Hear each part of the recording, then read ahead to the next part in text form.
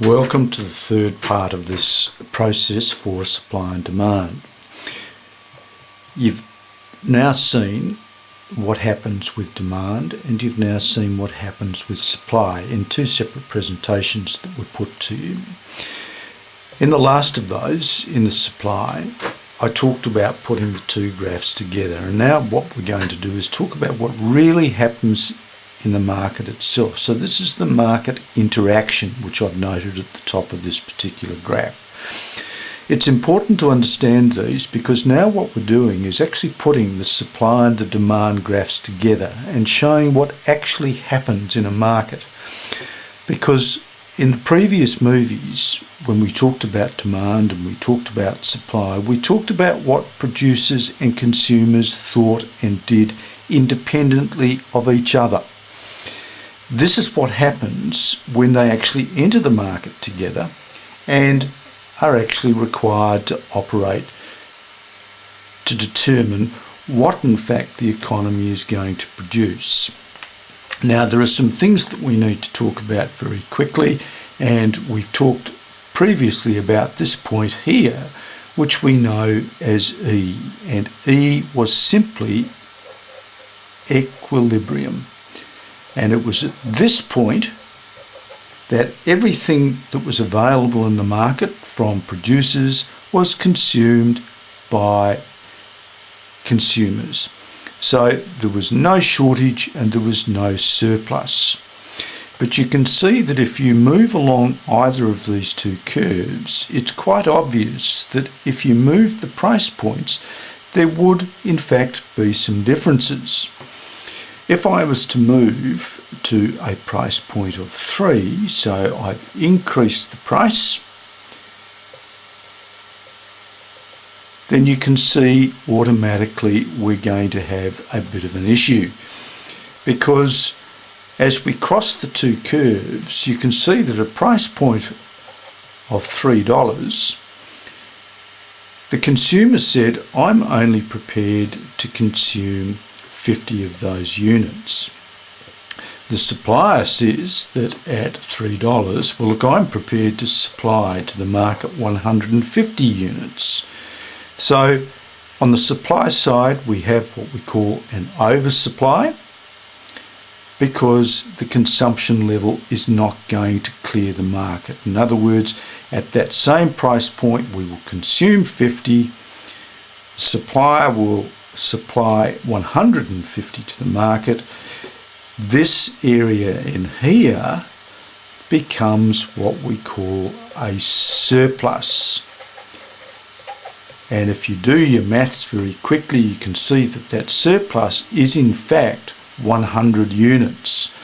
There are 100 units too many in the market which can't be taken up.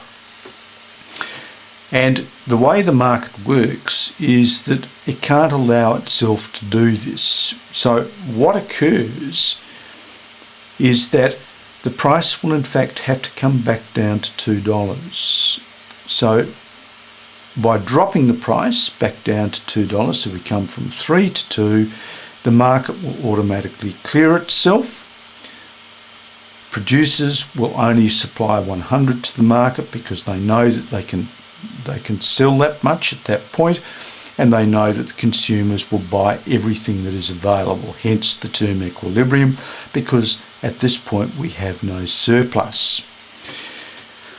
Thinking carefully about that also, you can see further down here that at a price point of $1, as we go through the curves, we're faced with a different dilemma. At this point we have suppliers saying, well, that's not much good because I'm only prepared to supply 50, and the consumers are saying, well look, at this price point I'm going to take up 150 of the units. If the suppliers will not supply to the market, the consumer demands will not change. A consumer will still, at that price point of $1, take whatever can be put to the market. Then we have a different situation from the one before. We now have a shortage. And again, because the maths are fairly easy to this, we can see that the shortage is in fact the difference between this point on the supply curve and this point on the demand curve. So I now have a shortage of 100. And again, using the same principles as we used when we talked about surplus, the only way to reach equilibrium in this case is to in fact raise the price.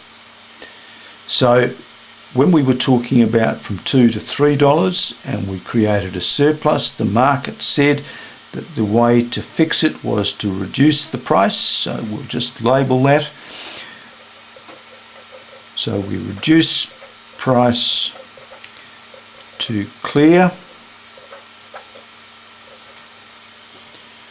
And the same is going to apply here. When the price point has come down from $2 to $1, we can see by moving along here that we've created a shortage of 100 in the market.